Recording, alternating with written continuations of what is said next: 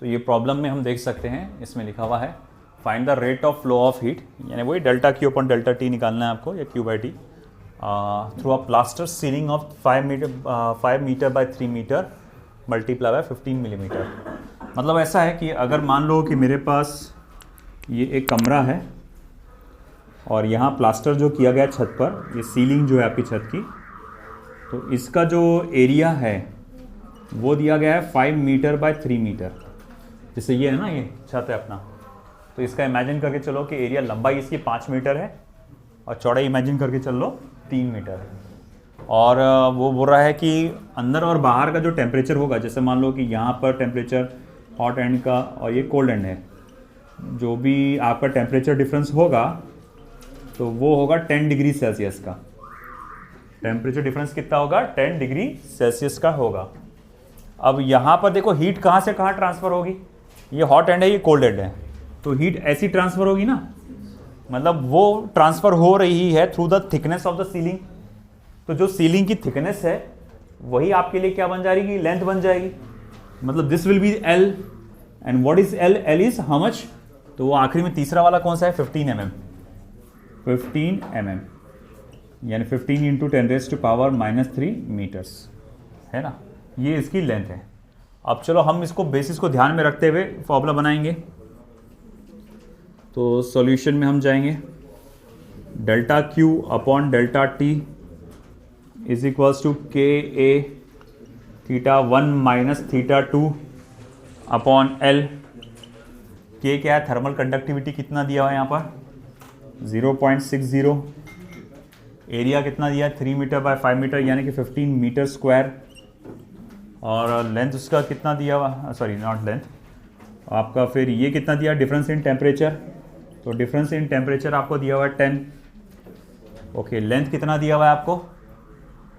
वो दिया है 15 मिलीमीटर। 15 इंटू 10⁻³ मीटर के ए θ1 माइनस θ2 अपॉन एल। यही पूछा ना उसने? ठीक है, चलो देखो कितना आ रहा फिर वो 15 कैंसिल हुआ। 0.60 को मैं अगर यहाँ 10 से मल्टीप्लाई करूँगा तो वो 6 हो जाएगा। तो 6 इंटू 10⁻³ जूल पर सेकेंड, ये होगा जाएगा आपका delta Q upon delta T. This is 6 into 10⁻³ joule पर सेकेंड। आया समझ में आपको? इन केस वो अगर कैलोरीज में पूछता है तो आपको क्या करना पड़ेगा? 4.2 से डिवाइड करना पड़ेगा, इन केस अगर वो कैलोरीज में पूछता है तो। बट वो अपन समझ के चलेंगे कि ऐसा ही दिया हुआ है तो ऐसा हमें पूछा हुआ है ना।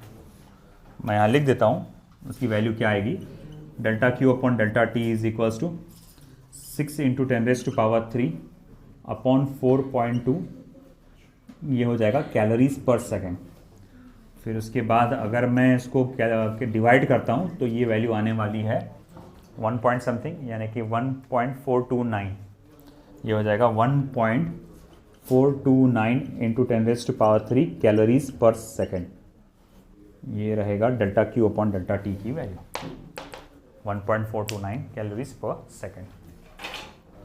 चलो नेक्स्ट क्वेश्चन, इधर लिखना पड़ेगा, देख यहीं लिखना पड़ेगा मुझको, उधर ब्राइट स्पॉट आ गया ना, इतने में आ जाएगा क्या?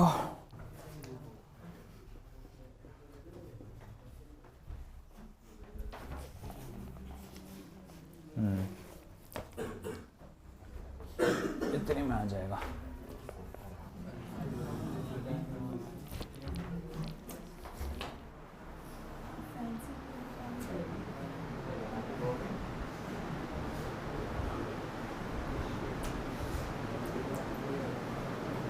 बंद कर दे बेटा।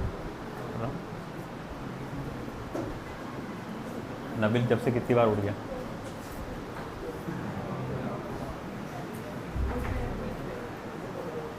हाँ, नेक्स्ट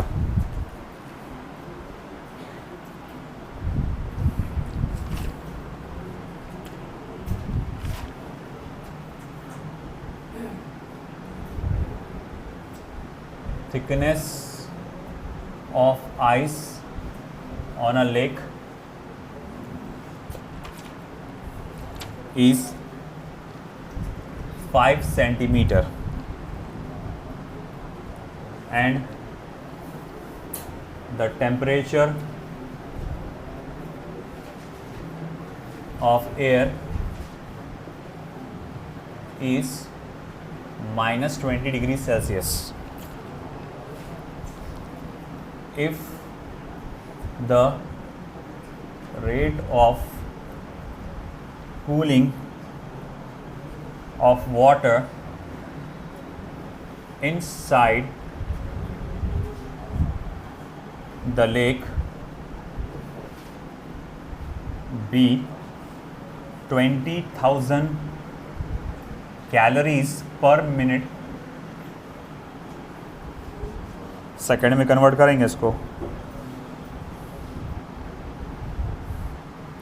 थ्रू ईच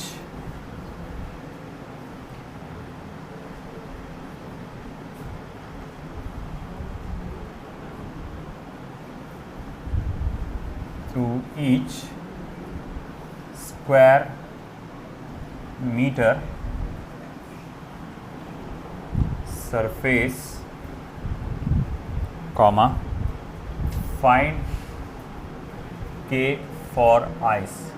तो भैया ऐसा है कि यहाँ पर सब अलग अलग सिस्टम में दिया हुआ है, कोई CGS में कोई SI में दिया हुआ है, तो बेहतर होगा किसी एक लेवल में लाया जाए। एक काम करते हैं, सबसे आसान है, सबको SI में ला लेते हैं और SI में ला के सॉल्व करते हैं अपन। सबसे पहले क्या दिया हुआ है, thickness of ice on lake. जैसे कि अगर मैं इमेजिन करूँ कि भैया ये लेक है और यहाँ से ये आइस है, तो ये जो आइस की थिकनेस है, मान लो dx बोलो, dy बोलो, जो बोलना है बोलो आप, जो या इसी के थ्रू क्या होता है, हीट का ट्रांसफ़र होता है। ये हॉट एंड होता है, ये कोल्ड एंड होता है। तो ये जो dy है यही L के बराबर है, dy को ही L बना के चलेंगे अपन, है ना। ये हमेशा याद रखना, पहला जज करना आपको कि L कितना होगा। जैसा फॉर्मूला है ना अपना यहाँ पर, कहाँ है फॉर्मूला, कहाँ लिखा मैंने, ये L कितना होगा। यहाँ पर भी जो थिकनेस था आपका सीलिंग का वो L के बराबर था, यहाँ पर भी जो आइस की थिकनेस है वो L के बराबर है, क्योंकि हीट नीचे से ऊपर जा रही है ना। चलो ठीक है भाई, मान लिया। तो मैं एक एक चीज़ लिख रहा हूँ यहाँ पे। सबसे पहले तो थिकनेस ऑफ आइस dy, जिसको मैं L लिख सकता हूँ, वो है 5 सेंटीमीटर, जो कि हो जाएगा 5 × 10⁻⁻² मीटर, मान लिया। And the temperature of air is -20 degree Celsius. हमको मालूम है यहाँ पर -20 और यहाँ पर 0 डिग्री सेल्सियस टेम्परेचर होता है पानी के, बर्फ़ के जस्ट नीचे जो पानी है उसका टेम्परेचर 0 डिग्री सेल्सियस होता है, तभी तो वो जमा नहीं। अगर 0 से कम होता तो जम जाता था। फिर उसके बाद जैसे जैसे नीचे जाते हो 4 डिग्री सेल्सियस आता है। तो मैं यहाँ लिखूँगा θ1 - θ2, ये कितना है, तो बोले 0 - -20, तो वो हो जाएगा कितना, जस्ट 20 डिग्री सेल्सियस। अच्छा ठीक है। The rate of cooling of water inside the lake is 20,000 calories पर मिनट, यानी ΔQ/ΔT आपको दिया हुआ है 20,000 कैलोरीज पर मिनट, यानी कि 20,000। देखो कैलोरीज को जूल में कन्वर्ट करने के लिए क्या करते हैं अपन, 4.2 से मल्टीप्लाई करते हैं, है ना।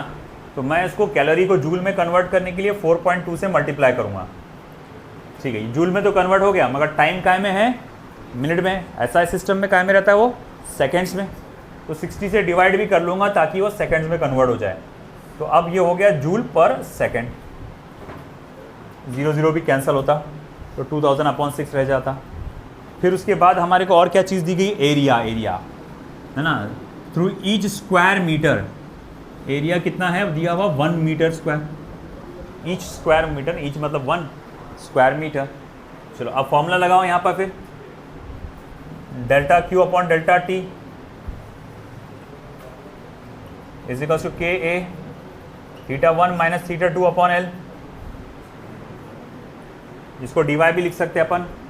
अब ΔQ/ΔT कितना है आपका, 2000 multiply by 4.2 divide by 6। K की वैल्यू निकालना है, एरिया की वैल्यू 1 है, इसकी वैल्यू 20 है, और L की वैल्यू कितना बोला हुआ है यहाँ पे, लेंथ कितना बोला, 5 सेंटीमीटर, 5 × 10⁻⁻²। चलो करो कैलकुलेट, कितना आ रहा बताओ, कर लोगे आप इजीली।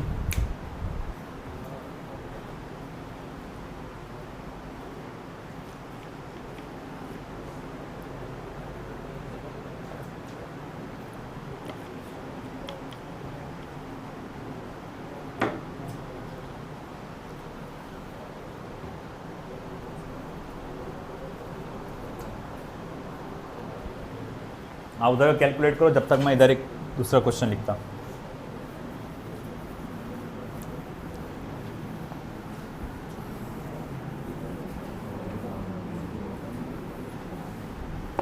आने वाला टेस्ट कैलोरीमेट्री तक के रहेगा,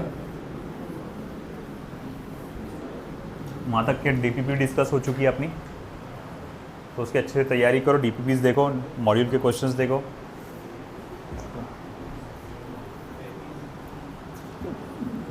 पैंतीस की 3.5 3.5 आना चाहिए।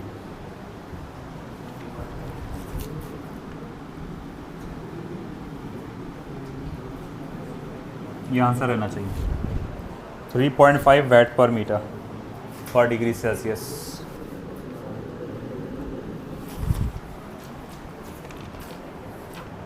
चलो next.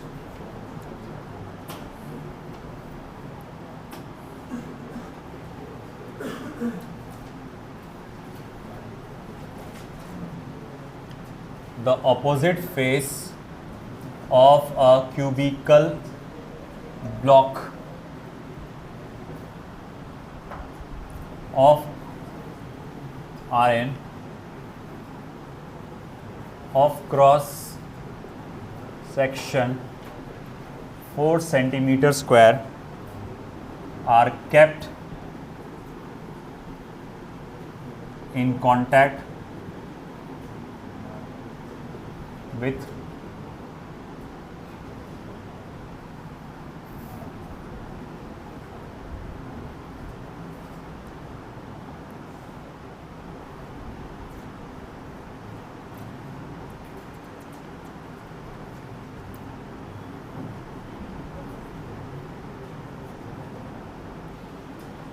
ice and steam.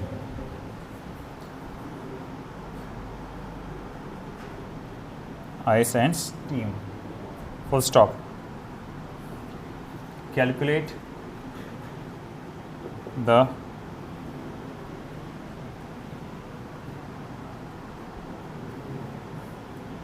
quantity of ice melted at the end of 10 minutes if the ice was at melting point.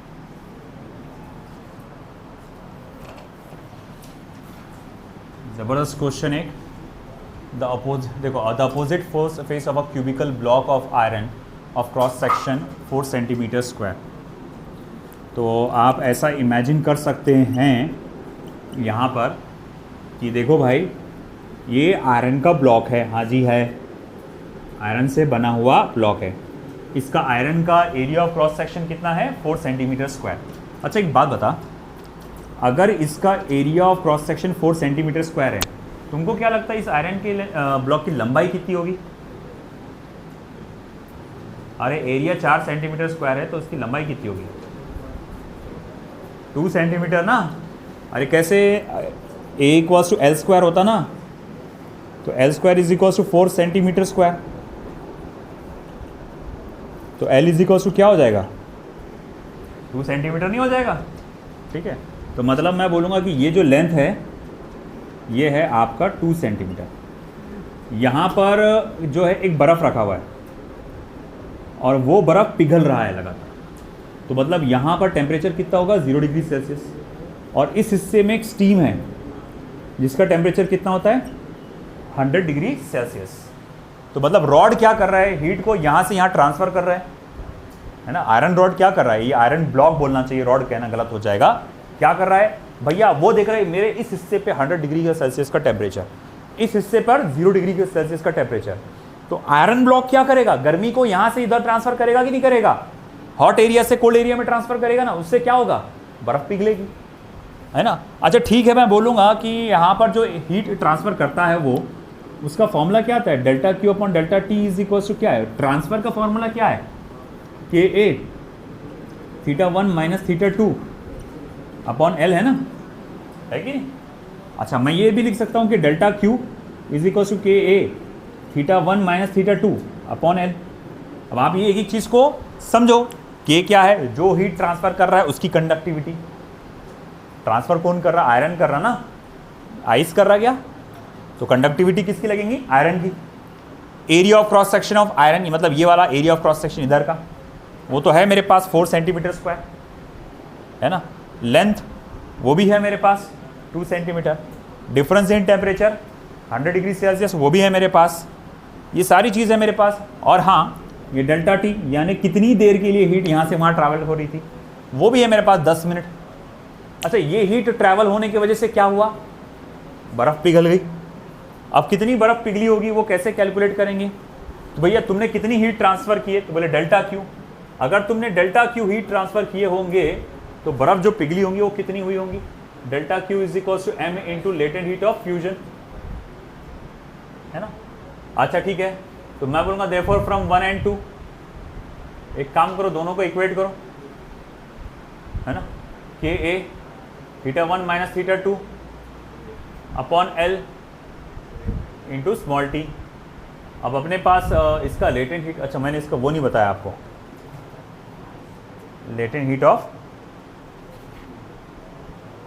Iron नहीं बताया, ठीक है, मैंने उसकी वैल्यू लिखा ही नहीं कहीं।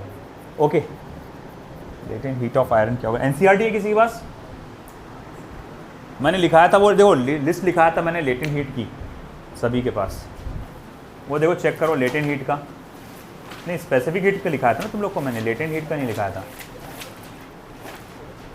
लेटेंट हीट क्योंकि वाटर का याद रहता है अपने को, इसका याद नहीं आता, नहीं इसमें नहीं है।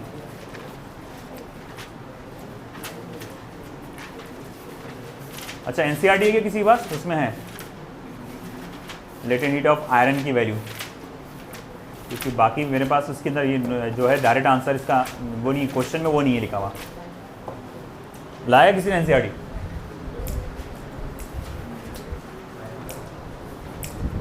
ठीक है, फिर अपने पास एक अच्छा ऑप्शन, गूगल कर, गूगल कर, लेटेंट हीट ऑफ फ्यूजन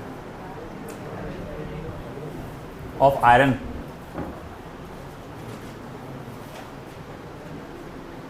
तेरे को बोला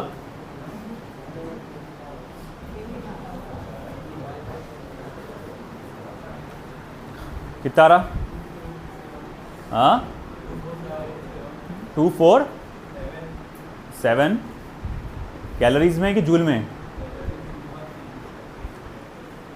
बता।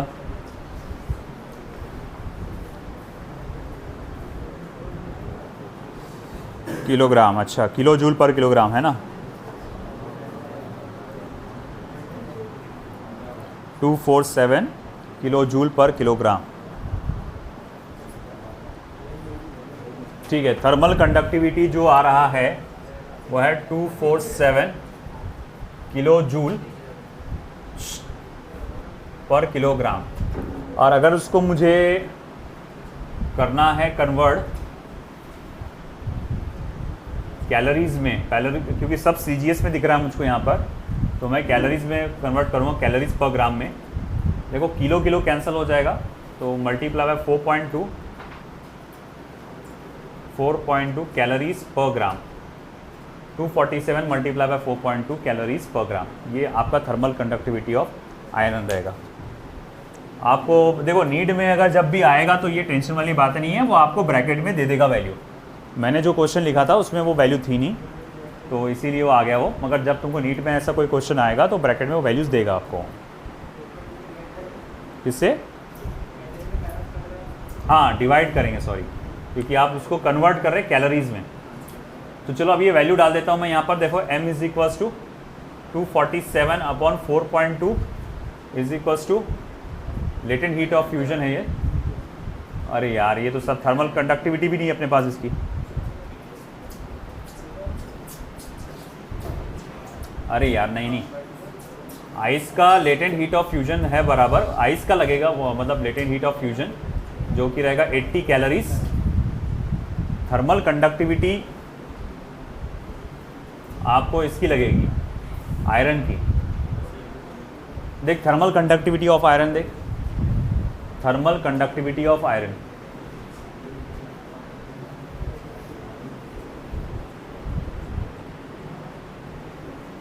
Thermal conductivity of iron.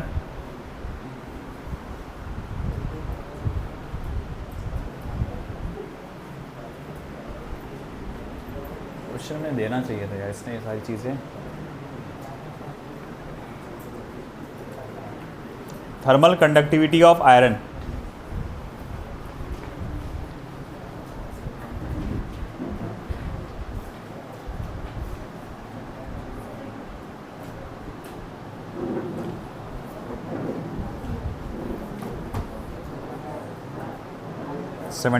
ये और 0.163 कैलोरीज,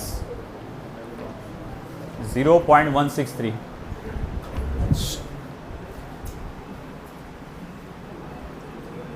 कैलोरीज।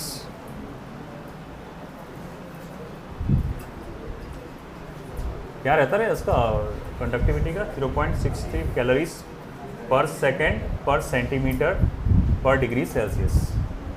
फिर चलो ये वैल्यू डालो, लेटेंट हीट ऑफ फ्यूजन का हो जाएगा 80 is equals to 0.163 plus area कितना था आपका 4, θ1 माइनस θ2 कितना था आपका 100 upon length of the conductor कितना आ रहा था 2 सेंटीमीटर।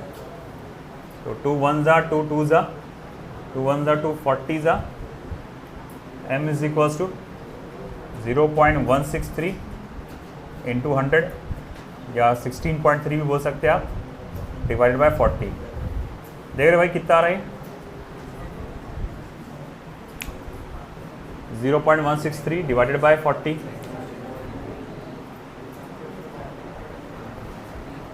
0.163 डिवाइडेड बाय 40 देखो कितना आ रहा है। ए भाई बैक को ड्राइंग बाद में करना, इधर पहले कैलकुलेट कर, डिवाइडेड बाय 4 करो, 0.163 डिवाइडेड बाय 4,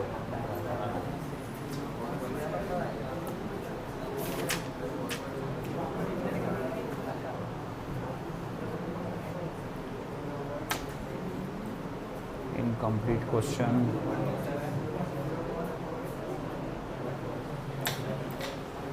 हाँ कितना आ रहा? हाँ 0.475 ग्राम।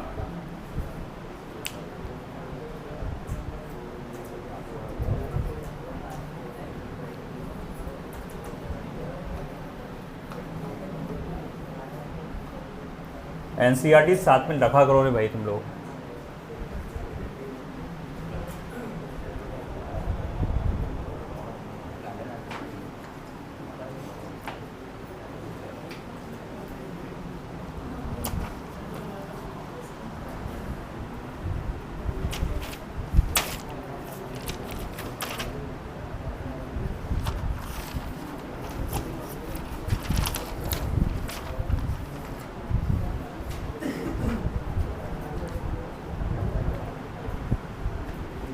चलो इसी तरह का एक और question, an iron boiler is 1 centimeter thick and has a heating area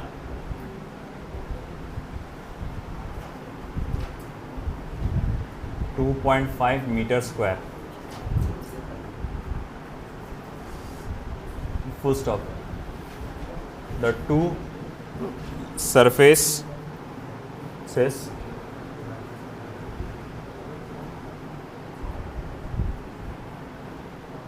of the boiler are at 230 degrees Celsius and 100 degrees Celsius respectively.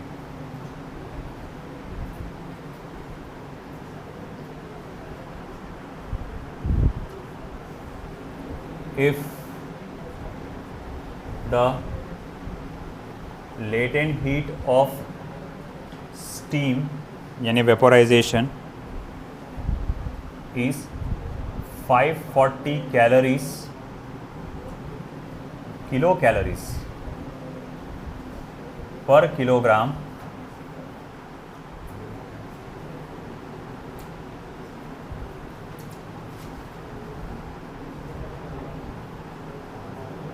and thermal conductivity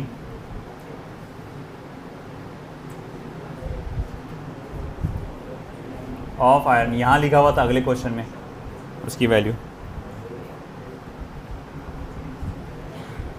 1.6 into 10⁻⁻²। देखो तो एक बार चेक कर लेना अपन ने kilo calories per second per metre per kelvin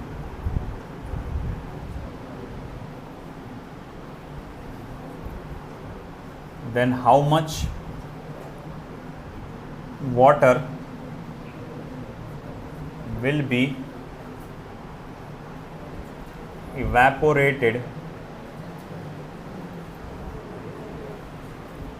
into steam per minute। हर 1 minute में कितना steam evaporate होगा, मतलब वही m निकालना है फिर से तुमको। एक एक चीज़ देख लो। तो एक बॉयलर है, यानी जिसमें पानी बॉयल होता है। अब हो क्या, इसको आप ऐसा इमेजिन कर सकते हैं, ये बॉयलर है जिसमें पानी है,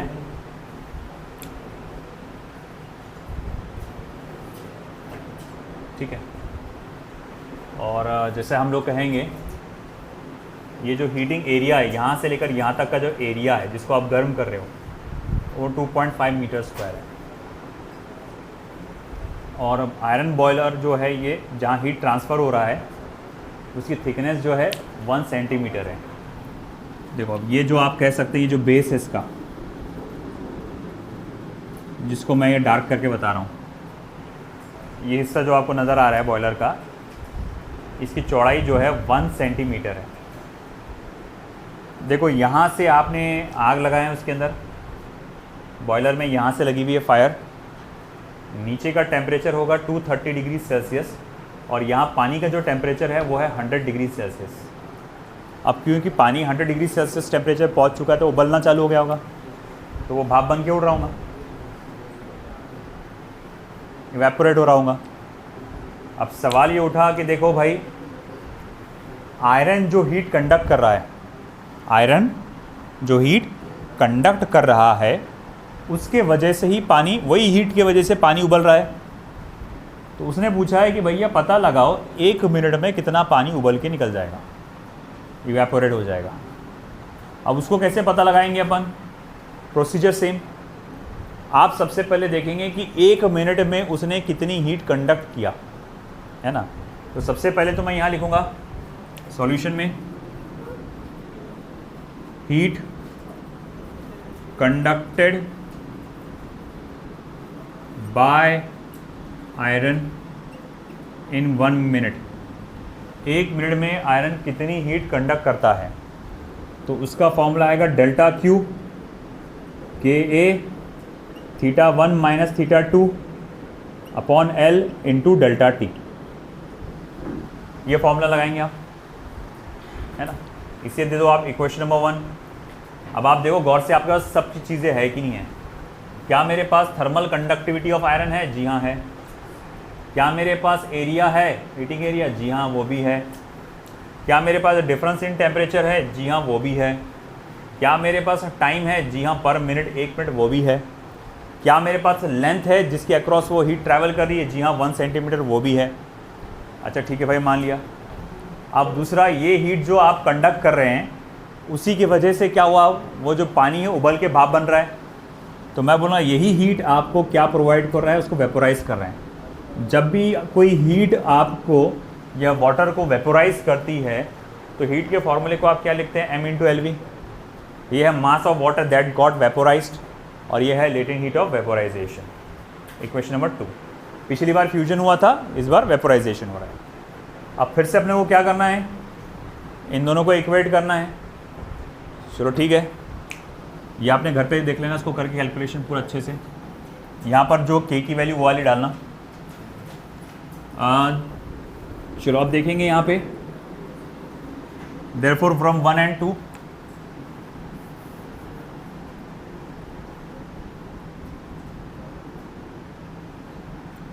mass of water converted into steam, latent heat of vaporization Ka theta 1 minus theta 2 into dt upon small n।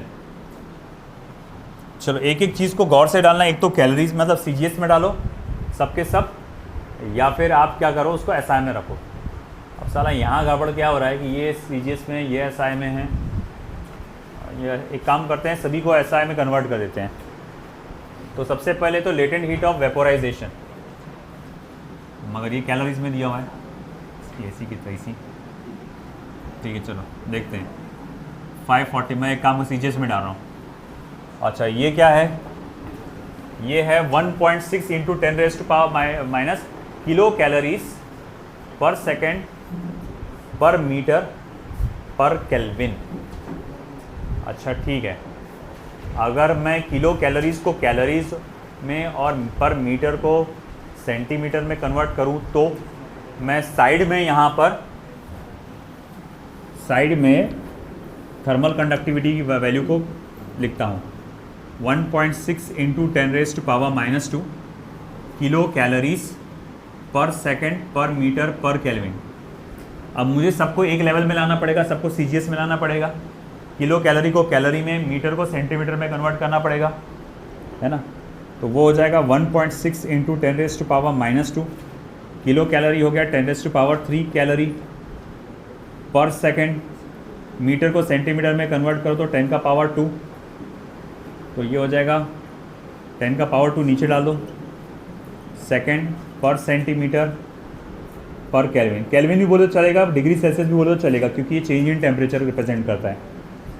फिर उसके बाद ये कैलकुलेशन कितना हो जाएगा, फिर आपका ये 2 0 इसमें से 2 0 गए, बचा 1 0, तो ये हो जाएगा 1.6 इंटू 10⁻⁻⁻1। एक बार चेक कर लेता हूँ आंसर वैल्यू सही है क्या। किलो कैलोरीज 1.6 इंटू 10⁻⁻², ये -1। ठीक है, ये हो गया के थर्मल कंडक्टिविटी। तो मैं यहाँ लिख देता हूँ 1.6 इंटू 10⁻⁻1। एरिया कितना है अपना 2.5 मीटर स्क्वायर। अब ये देखो सेंटीमीटर स्क्वायर में कन्वर्ट करना पड़ेगा उसको, है ना। तो देखो एरिया मैं साइड में लिख देता हूँ 2.5 मीटर स्क्वायर।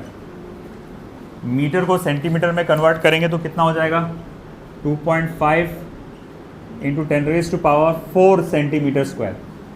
1 मीटर बोले तो कितने बराबर 100 सेंटीमीटर, उसका स्क्वायर करेंगे तो क्या होगा 10⁻⁴ हो जाएगा।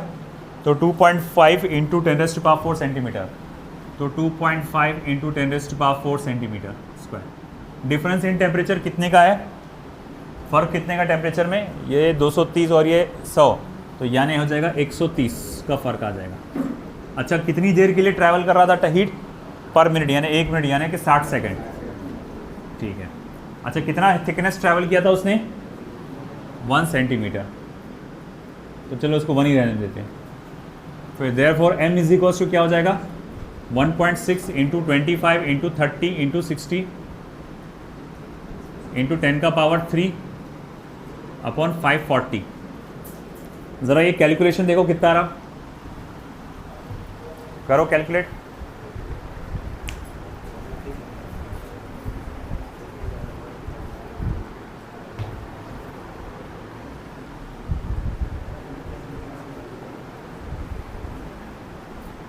One 1.6 into 25 into 30 into 60 into 10⁻³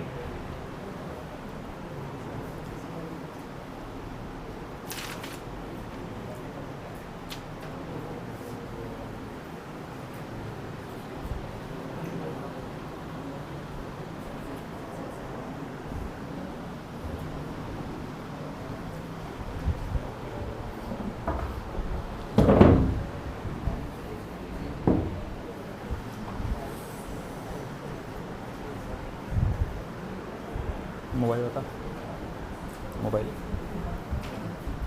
calculation mobile दे, मोबाइल लॉक खोल दे।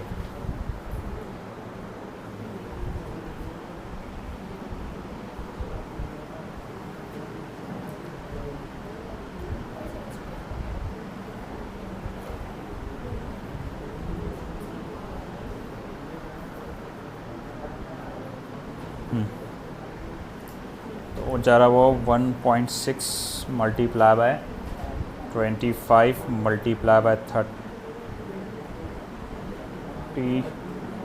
मल्टीप्लाई बाय 60, फिर इसके बाद डिवाइडेड बाय 540।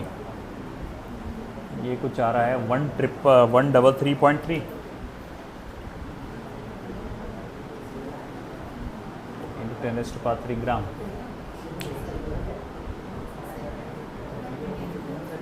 हाँ 130 है ना, ये 1 रहेगा ना। 2.5 इंटू 10⁻⁴। इसका 4 कहाँ गया? हाँ उधर हो गया।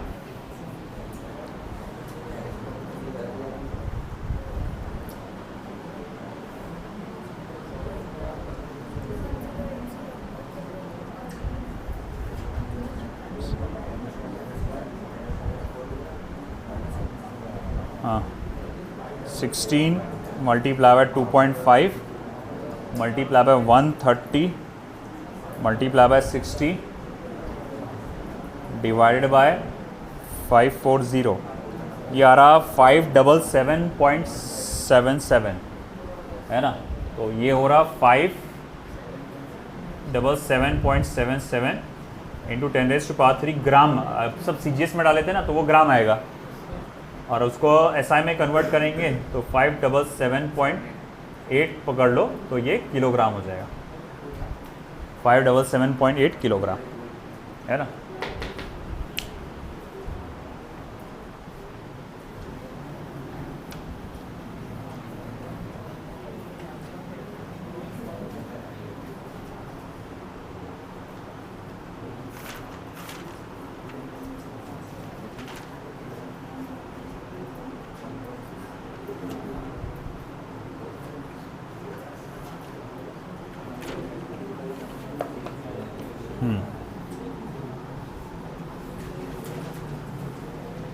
वंस अगेन एक ऐसी question,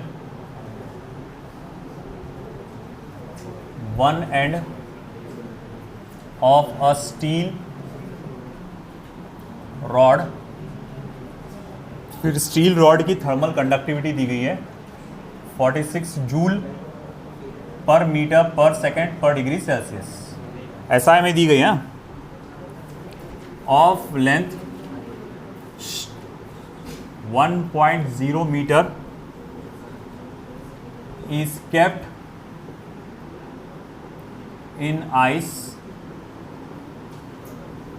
at 0 degree Celsius, and the other end is kept in boiling water,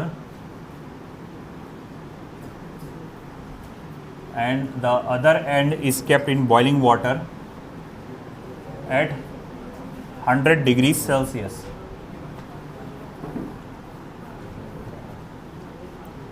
The area of cross section of the rod is 0.04 centimeter square.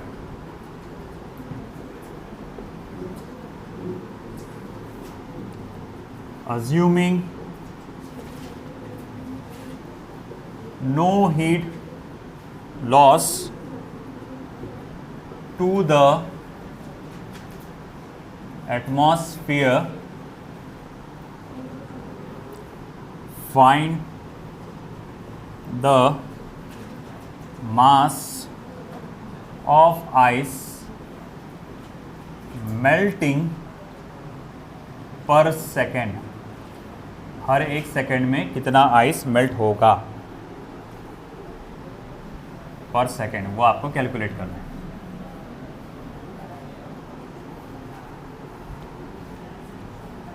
Latent heat of fusion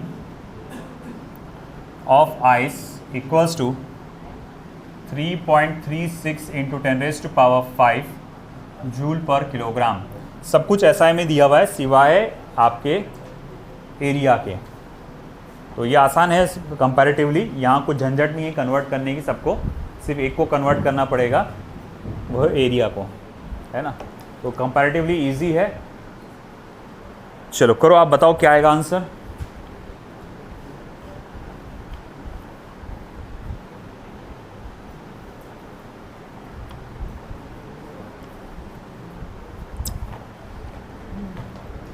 पहले देखो यहाँ कैसा था, ये किलो कैलोरीज में था, ये मीटर में था, सब अलग अलग भाग रहे थे, है ना।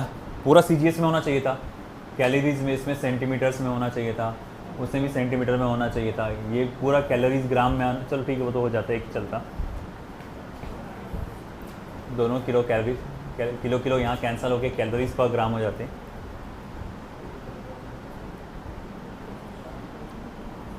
करो सॉल्व।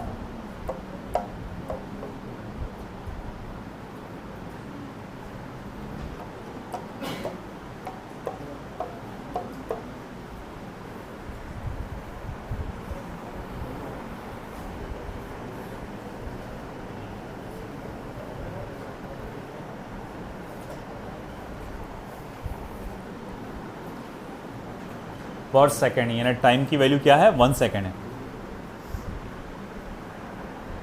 नंबर्स भी काफ़ी इजी दिख रहे हैं।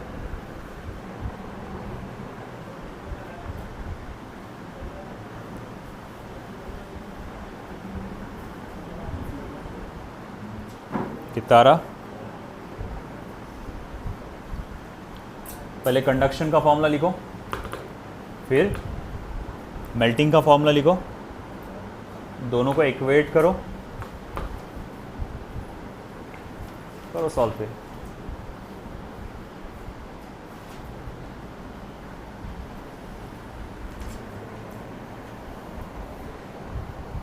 (3.36) को अप्रोक्सीमेशन में आप 3.33 लिख सकते हैं, जिसको आप 10/3 लिख सकते हैं, है ना। कैलकुलेशन आसान हो जाएगा उससे तुम्हारा। जैसा अगर डिनोमिनेटर में 3.36 आ गया तो उसको क्या करो, 3.33 का डालो, अज्यूम करो, और 10/3 अज्यूम करो उसको। 3 को चले जाता ऊपर और इजीली कैलकुलेशन आ जाएगा फिर आपका। कैलकुलेशन जब आप करोगे तो आगे आपको देखेंगे कि 3.36 इंटू 10⁵ वो डिनोमिनेटर में आ रहा, फिर वहाँ तुम्हारा को कन्फ्यूजन होगा कि भैया ये कैसा करेंगे सॉल्व, वो तो डिनोमिनेटर में आ जा रहा। तो 3.36 को आप इमेजिन करो 3.33, और 3.33 10/3 के बराबर होता है, तब आसान जाएगा आपको।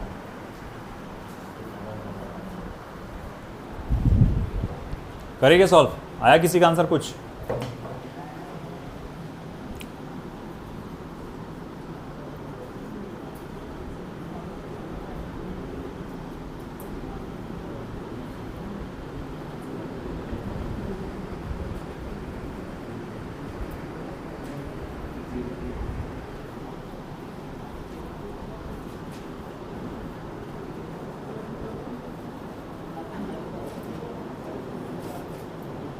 आईसी છે ना।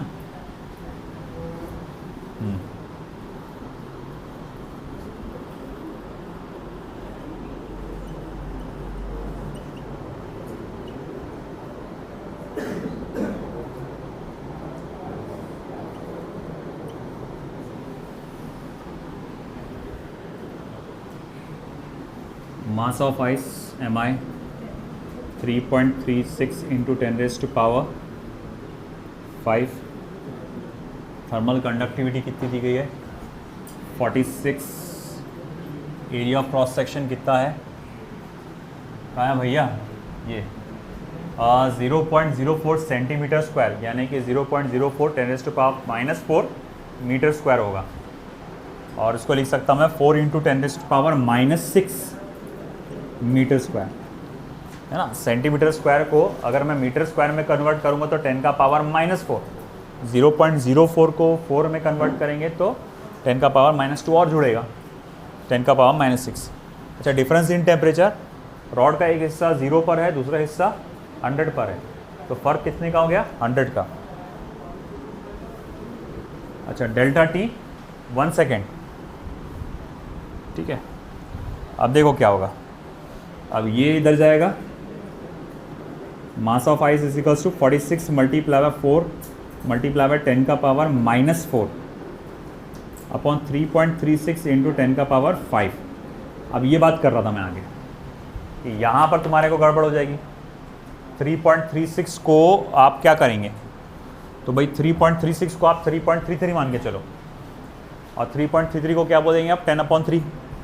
तो मतलब मैं इसकी जगह क्या लिख सकता हूँ कि 46 multiply by 4 into 10⁻⁻4 upon 10/3 multiply by 10⁻5। अब क्या हो गया देखो, ये 3 चले गया ऊपर और ये मल्टीप्लाई होगा 46 4 से सबसे। अब बताओ मुझे फिर डायरेक्ट आप आंसर बताओ कितना आएगा मास ऑफ आइस। आगे का आप कैलकुलेट करें, बताओ, कैलकुलेटर से नहीं, हाथों से। 46 मल्टीप्लाई बाय 4 मल्टीप्लाई बाय 3 10⁻⁻⁻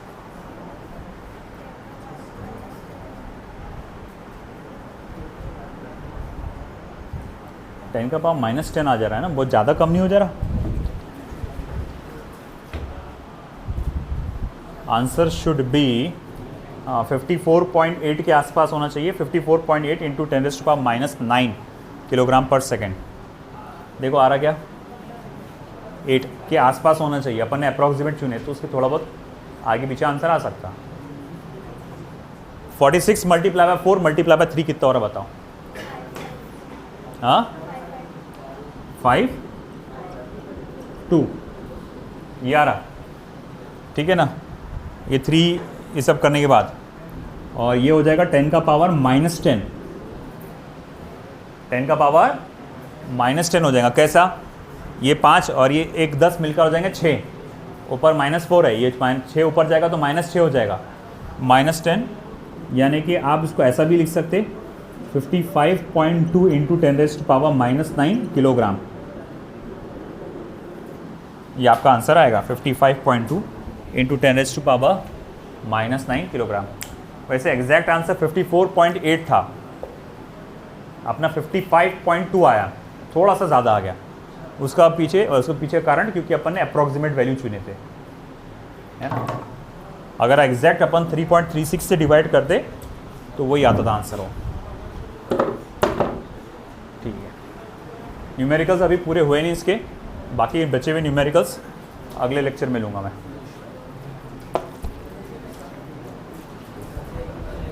कल लेंगे इंशाल्लाह लेक्चर, देखेंगे, बताते हैं आपको।